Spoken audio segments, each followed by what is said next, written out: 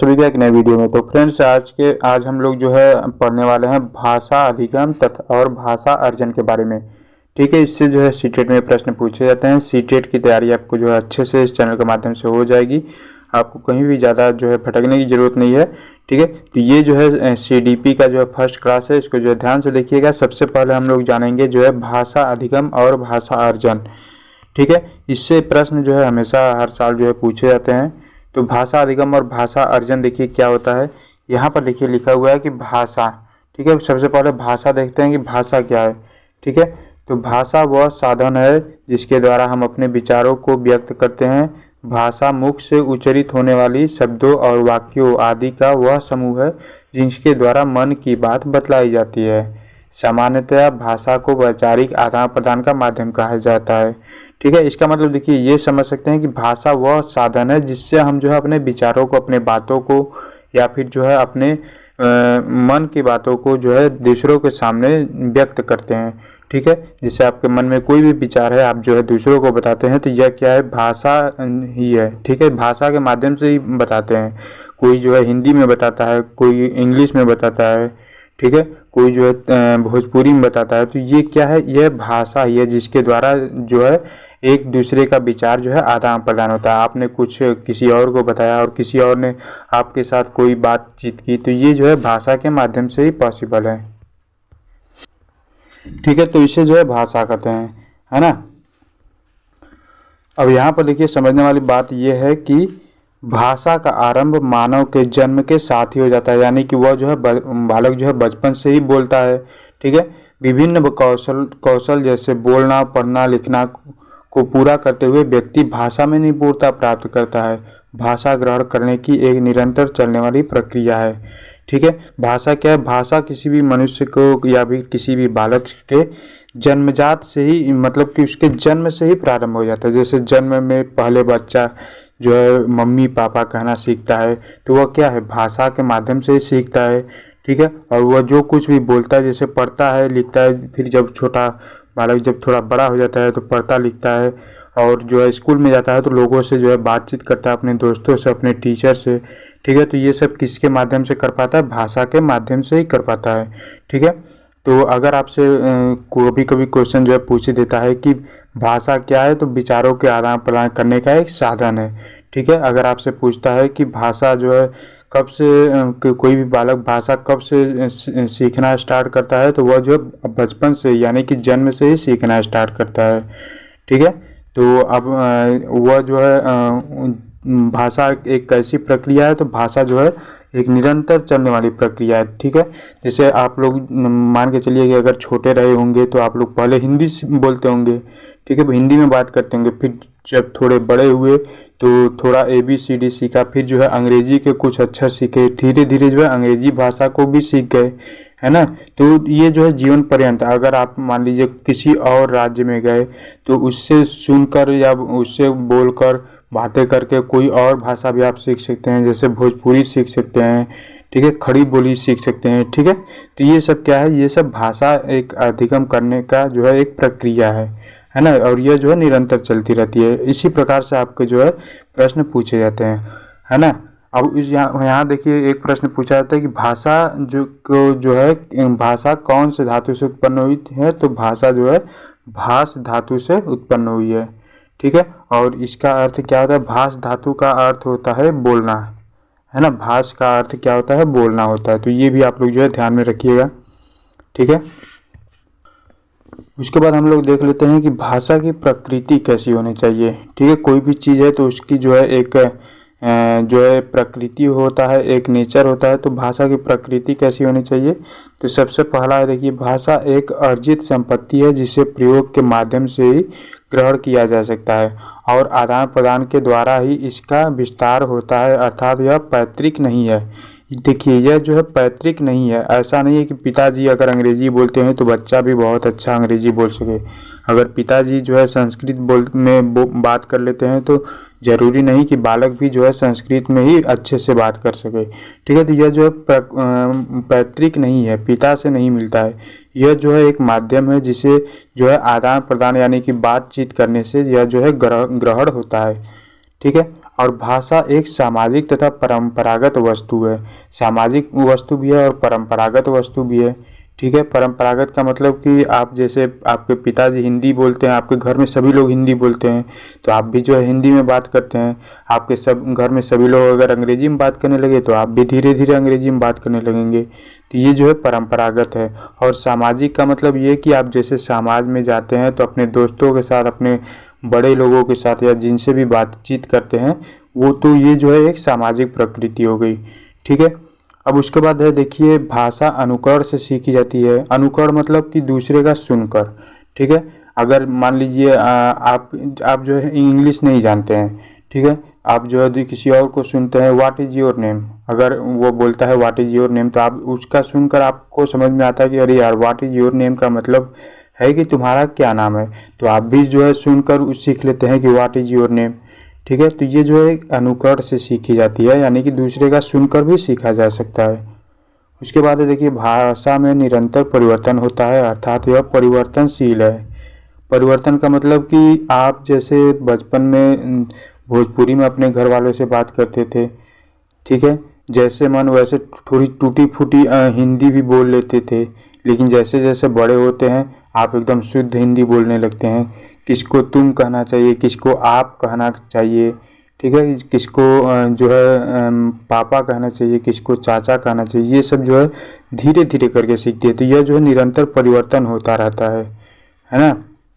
और उसके बाद देखिए, भाषा प्रत्येक भाषा की अपनी व्यवस्था होती है, जिससे उसके स्वरूप का पता चलता है, जैसे ध्वनि, रूप, वाक्य, तत्व, अर्थ, ठीक है, तत्व, वर्णमाला, तत्व, उसके बाद जो है तत्व शब्द, फिर रूप, वाक्य संरचना, सार्थक प्रयोग। ठीक है, ये सब क्या है, ये सब जो है भाषा की एक अपनी व्यवस्था है। ठीक है, जैसे पहले जो है कोई भी शब्द आप बोलते हैं, पापा, फिर जो है शब्दों को मिलाकर आप जो है सेंटेंस बोलते हैं, वाक्य बोलते हैं। ठीक है, उसके बाद जो है वर्णमाला को पहचानने लगते हैं कि हाँ ये क लिखा है, ये ख लिखा है, ये ग लिखा है। ठीक है, तो यह जो है इसकी एक अपनी व्यवस्था होती है कि पहले आप वर्णमाला पढ़ेंगे क ख ग घ, फिर मात्राएं पढ़ेंगे अ आ इ ई, फिर उन दोनों को मिलाकर जो है आप कोई भी एक शब्द बनाएंगे, फिर शब्दों को मिलाकर जो है एक वाक्य बनाएंगे। ठीक है, फिर वाक्य से धीरे धीरे आप कहानियाँ भी लिख सकते हैं। तो भाषा की प्रकृति, कोई भी भाषा की अपनी एक व्यवस्था होती है। ऐसा नहीं कि पहले आप जो है शब्द बोलने लगे, पहले जो है आप वाक्य बोलने लगे, उसके बाद में आपने क ख ग घ सीखा। तो हर चीज़ का एक सीक्वेंस होता है। ठीक है, उसके बाद देखिए, भाषा कठिनता से सफलता की ओर अग्रसर है। इसका मतलब ये है कि भाषा, जैसे बचपन में पहले तो आपको कठिन लगता होगा हिंदी बोलना, इंग्लिश बोलना, लेकिन अभी जो है सरल लग रहा है। ठीक है, तो कठिनता से सरलता की ओर अग्रसर, ये जो है सरलता है, इसको जो है आप लोग ठीक कर लेंगे। ठीक है, ये सफलता नहीं है, ये जो है सरलता यहाँ पर रहेगा, है ना। उसके बाद है देखिए, प्रत्येक भाषा की अपनी लिपि होती है, जैसे हिंदी का जो है देवनागरी है, इंग्लिश का रोमन है, उर्दू का फारसी है। ठीक है, तो ये जो है जैसे हिंदी है, हिंदी आप कैसे लिखते हैं, बाएं से लिखते हुए दाएं की ओर जाते हैं। ठीक है, लेकिन अगर आप उर्दू लिखे तो उर्दू जो है बाएं से दाएं की ओर लिखा जाता है। ठीक है, तो उसकी एक लिपि होती है, मतलब कि लिपि का मतलब ये होता है कि लीपना, यानी कि बाएं से आप दाएं लिप रहे हैं या फिर दाएं से बाएं लिप रहे हैं, तो ये जो है एक लिपि होती है। उसके बाद है देखिए, भाषा संस्कृति और सभ्यता से जुड़ी होती है, साथ ही भाषा में सीमा बाध्यता होती है। ठीक है, आप जिस संस्कृति में रहते हैं, जिस सभ्यता में रहते हैं, जिन लोगों से बातचीत वगैरह करते हैं, उनसे ही आप जो है भाषा सीखते हैं। तो भाषा की भी अपनी एक संस्कृति होती है। ऐसा नहीं कि आधा हिंदी बोल रहे हैं, आधा भोजपुरी बोल रहे हैं, आधा जो है तेलुगु बोल रहे हैं। तो हिंदी बोल रहे हैं तो हिंदी में ही बात करेंगे, इंग्लिश बोल रहे हैं तो इंग्लिश में ही बात करेंगे, उसकी भी एक बाध्यता होती है। ठीक है, शब्दों की सीमा होती है। अब हम लोग समझते हैं कि भाषा अर्जन की प्रक्रिया क्या होती है। भाषा तो देख लिया, भाषा अर्जन। अब भाषा अर्जन का अर्थ देखिए क्या है। अर्जन करना, किसी भी भाषा को व्यक्ति स्वयं के प्रयासों द्वारा अर्जित कर सकता है तथा भाषा एक अर्जित संपत्ति है।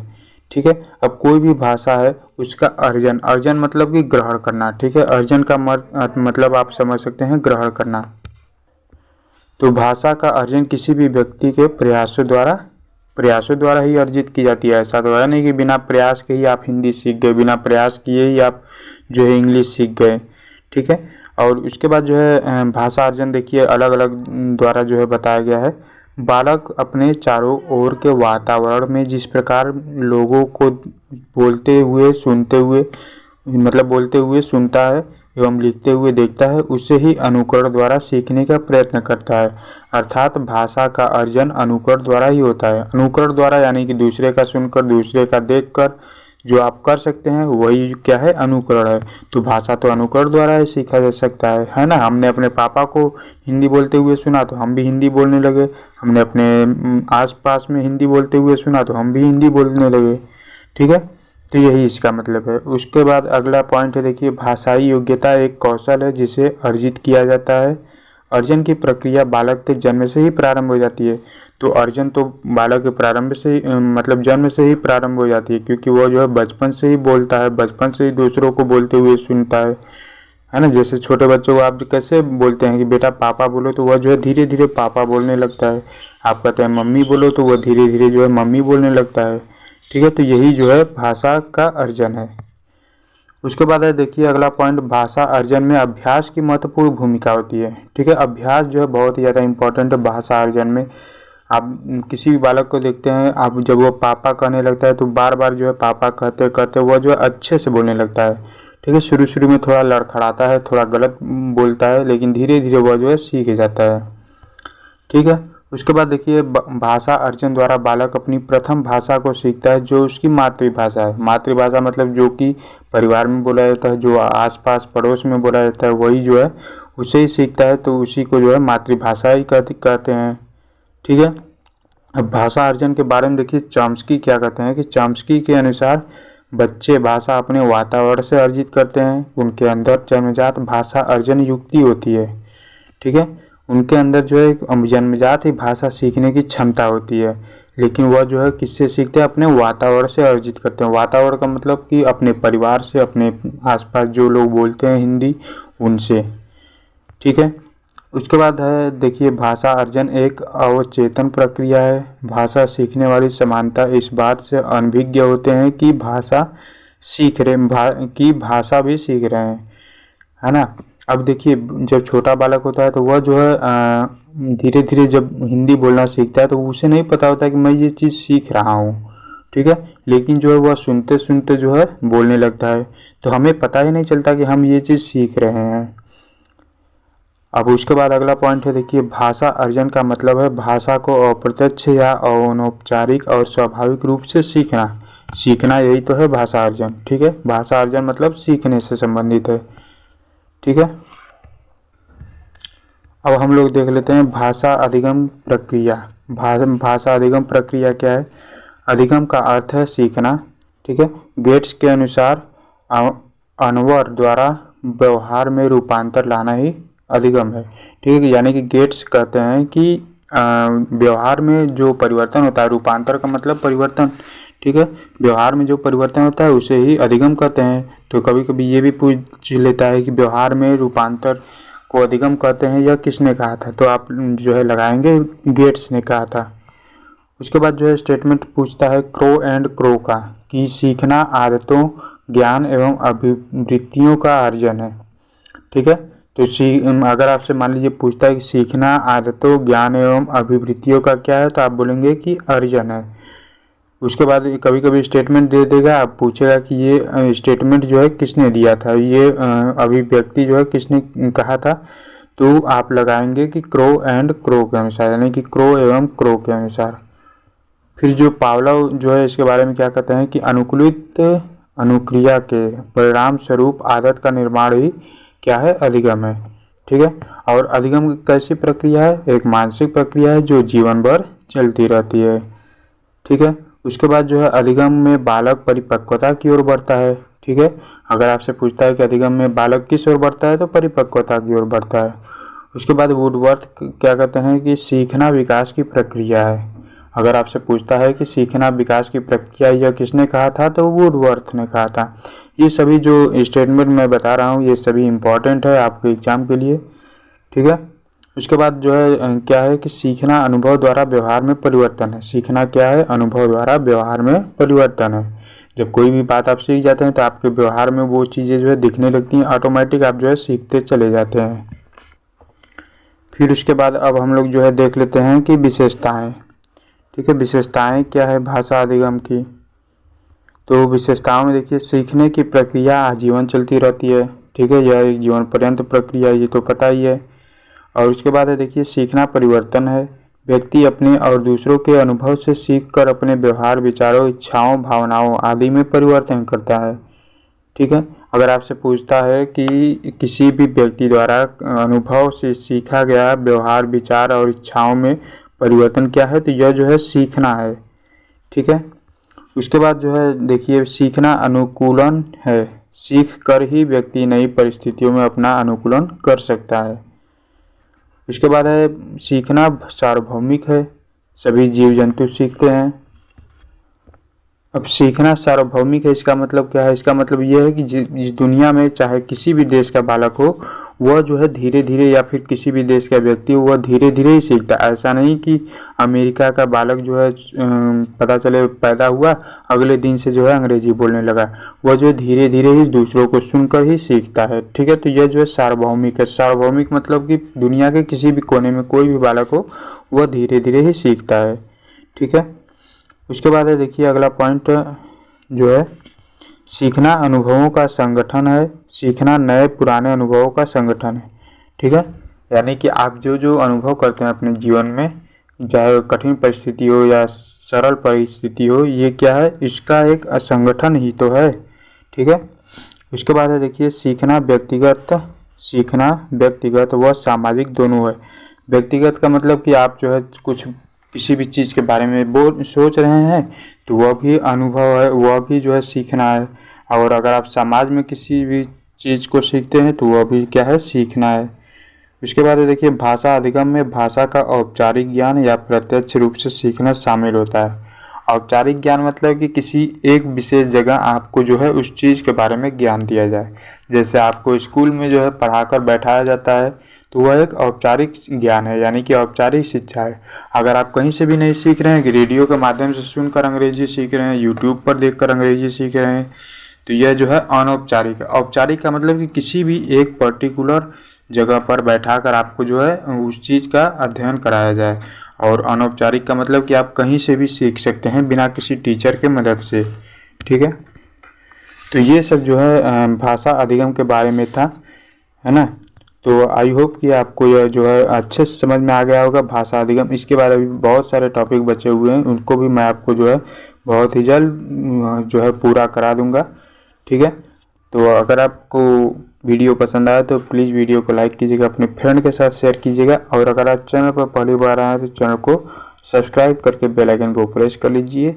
ऐसे ही रेगुलर आपको कंटेंट